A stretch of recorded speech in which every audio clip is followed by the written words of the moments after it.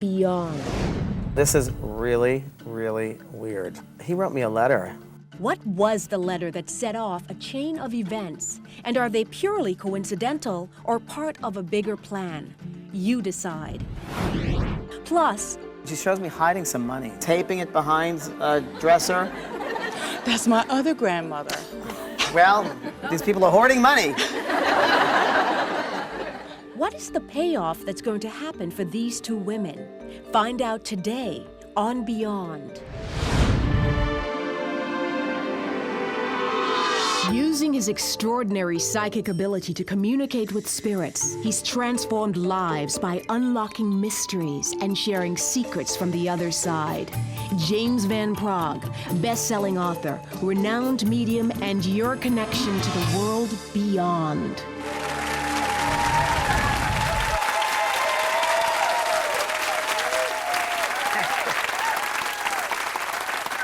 I'd like to get started, so let's begin, please.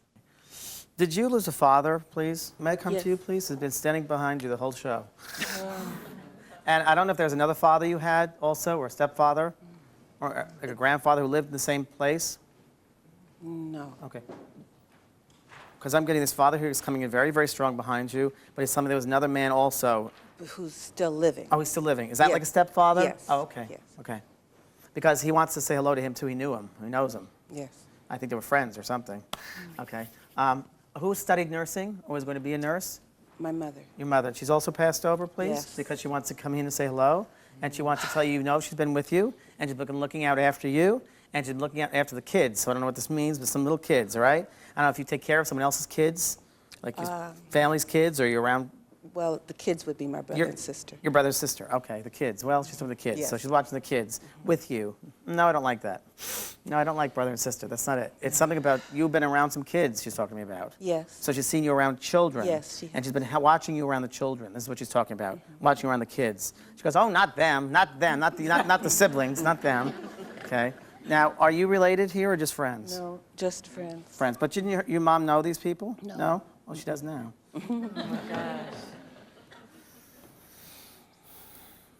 Marry someone. There's Mary someone somewhere. I don't know who Mary is. My sister's middle name is Maria. No. No, It's a Mary Mary. something.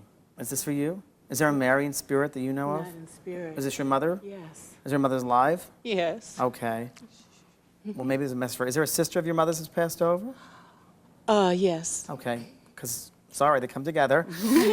But Mary's sister is here. Oh, God. Yeah. Okay. And she said, I've come a long way to be here. Yeah. And she said, I got to get a message in. Yeah. So she's pushing her way through. Yeah.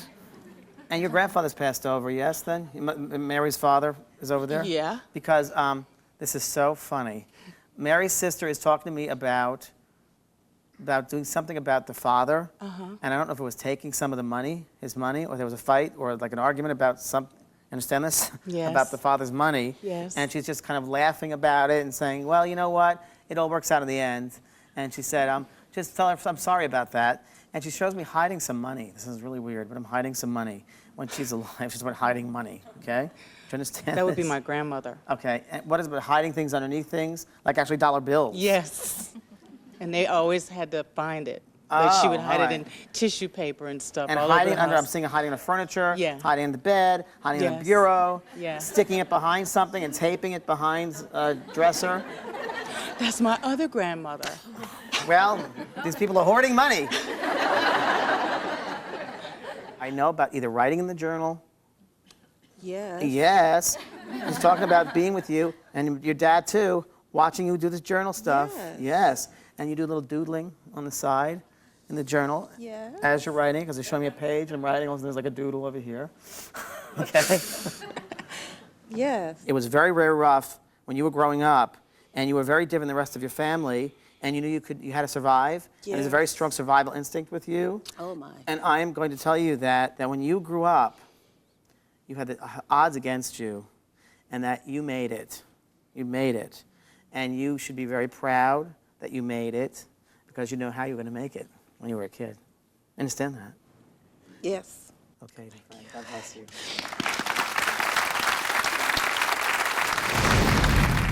I know about either writing in the journal. The part of the reading that was really interesting for me was to watch your reaction when James talked about a journal and you writing in the journal. Yes, because yes. I think your lip was quivering. Yeah, it was Yeah, quivering, yeah. and you're looking around.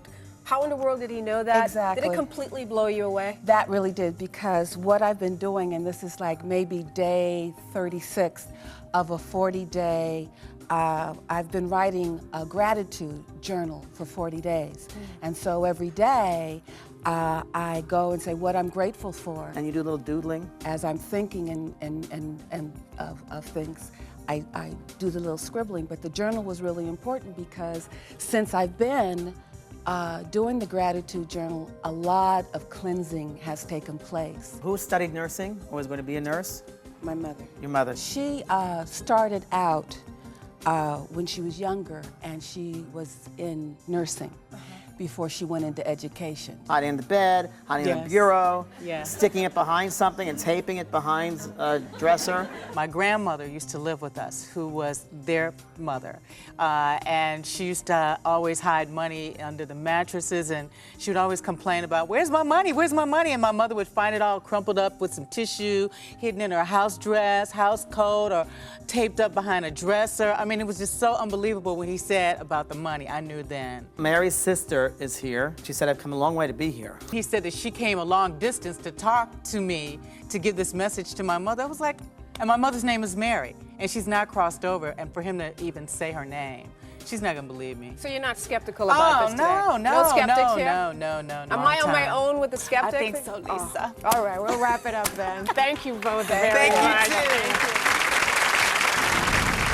too. Still to come, her name is Madison, and she's having emotional problems. What is causing her out-of-control behavior? A pet psychic is going to find out. Plus, He was the brightest, smartest, funniest kid. his brother was born with severe handicaps. Now he needs to know one thing. I wanted to know that if he's complete and has a healthy body. He's going to get the answer he's been waiting for. Next on Beyond.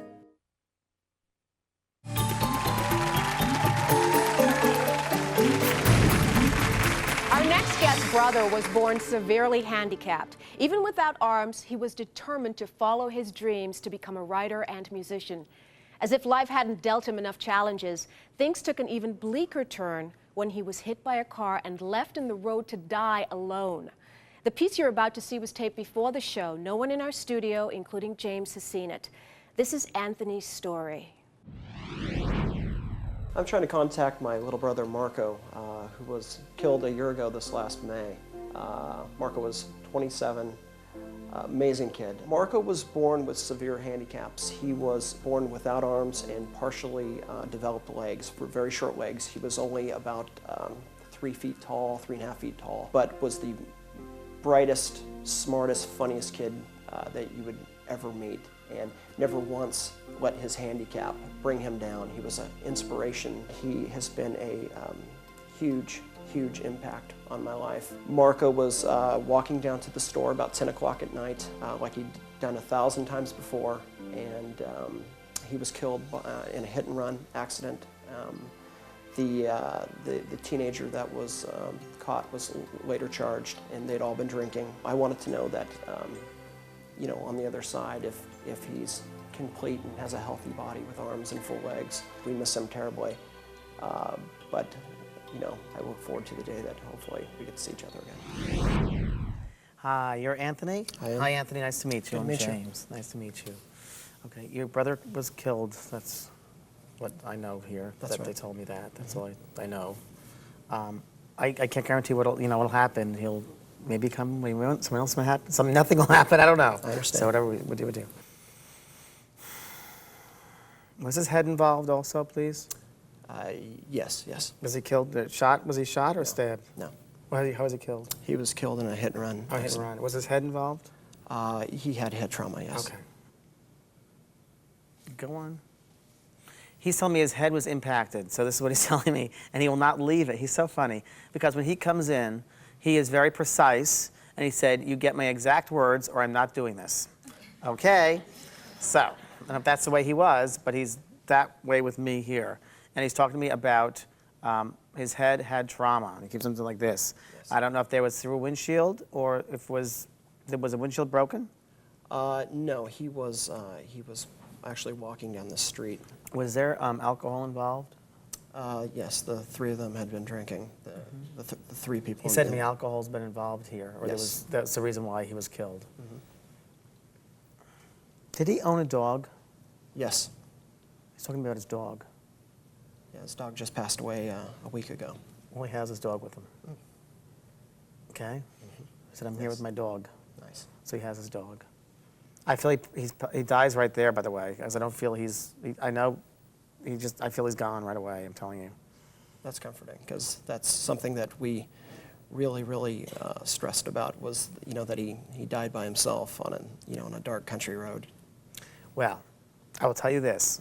He did not die by himself because there were many spirit around him, family members and friends and this other man. There's a grandparent over there also that comes to get him, a woman, and I'm telling you, there are a lot of people there. And there's a Joe name? That's my stepfather and his dad. Okay. Well, hello there to him. There's just an acknowledgement to say hello to him and thank him. He wanted to be thanking him for helping out with things, please. And your mother, too, your mother. She should be here today. I know she was going to be. Yeah, I wish He she said to was. me she was going to be. And he said, please tell her I'm sorry she's not here, but please give her my love and tell her I'm here. I've come through. I'm here. Right. I'm here. Okay. Do you have any questions you'd like to ask? I actually have a few, Good. if I may. You may. Thank you. Okay. I'm not sure if this came through at all, but my brother was handicapped. He was. I didn't get it through from him. He didn't tell me that. Well, which would lead to my second question. I was hoping that on the other side that he had a normal. No more. Yeah. There's no more handicaps. Okay. Anybody who is on this physical earth who has a mental handicap, physical handicap, Right. psychological handicap, Right. when they go in the spirit, it's more of they're back to their perfect body, if you will. Right. Okay, now this is really, really weird. I'm freaking out. He wrote me a letter, I think. I wrote you a letter. You wrote me a letter. Was this like years ago? No, well, no, it was. I remember reading a letter about this, and I was like, this is an incredible human being. Yeah.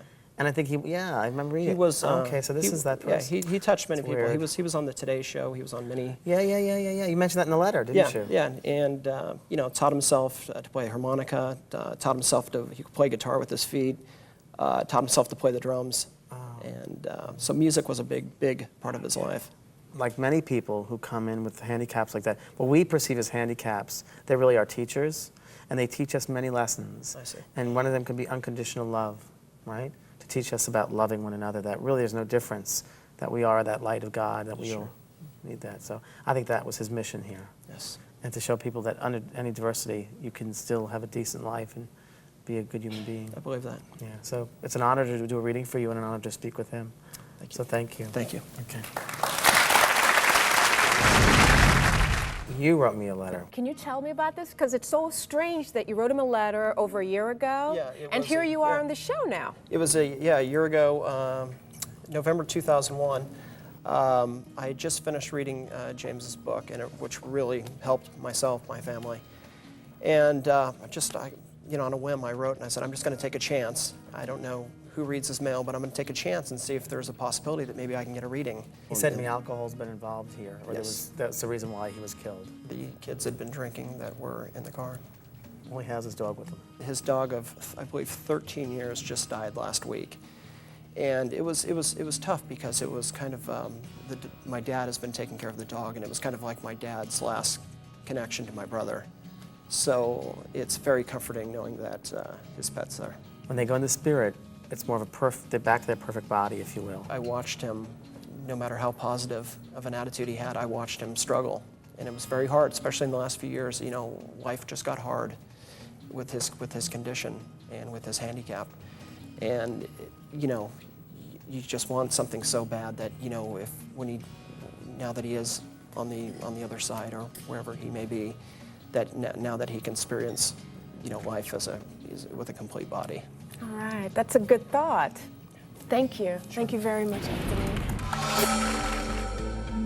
What happened to this pooch in a past life that has her acting out in this one? She's got more energy than her body knows what to do with. This pet psychic will find out directly from the dog. Next on Beyond.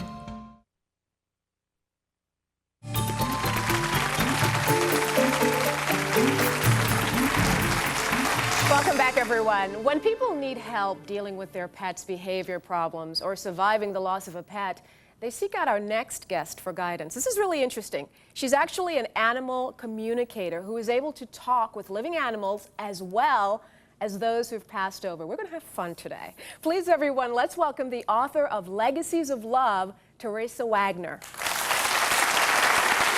Now, Teresa, James and I, we talk about deceased people all the time because, as you know, he speaks to spirits, which is, a lot for me to handle every day. But you're actually a pet communicator. You talk to animals, alive and also dead.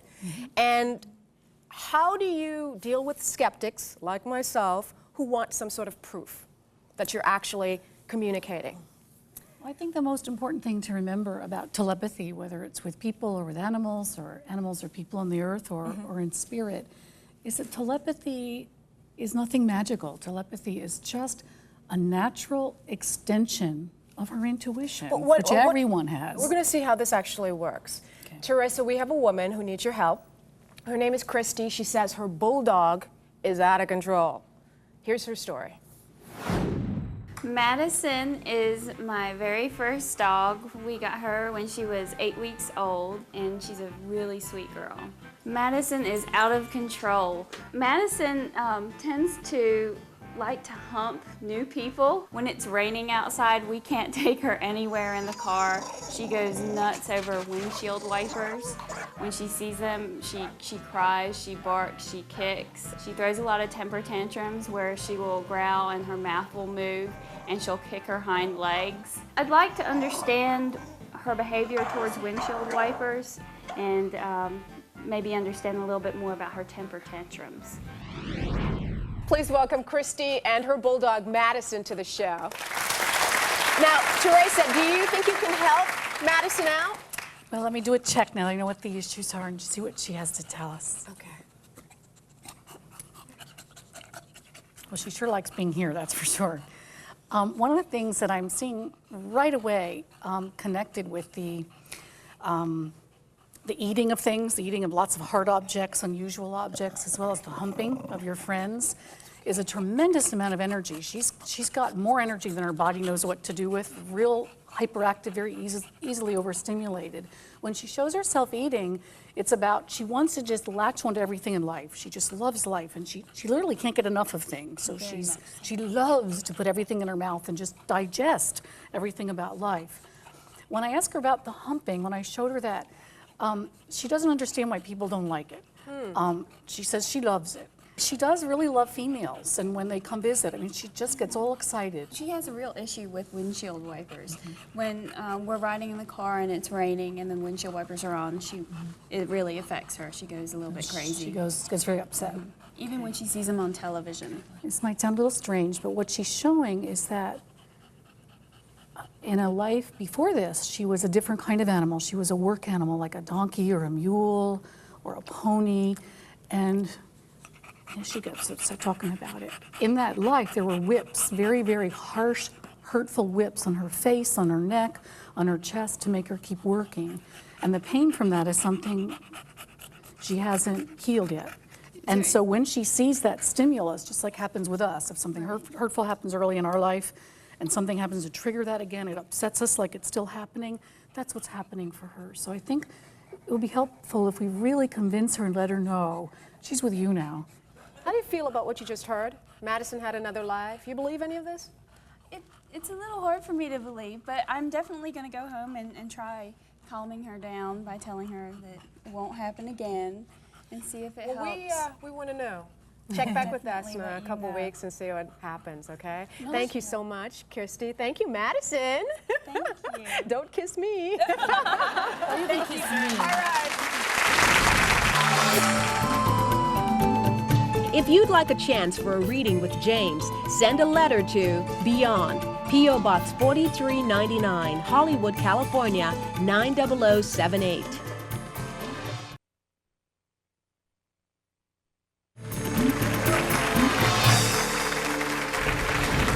Well, we have a new member of our staff here, as you can see. Madison. This is Madison.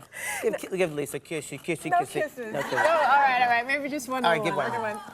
What? Oh! You know what? Love comes in all forms, and it's the most important thing is that you love someone, no matter who it is. Thank you very much. We'll see you tomorrow.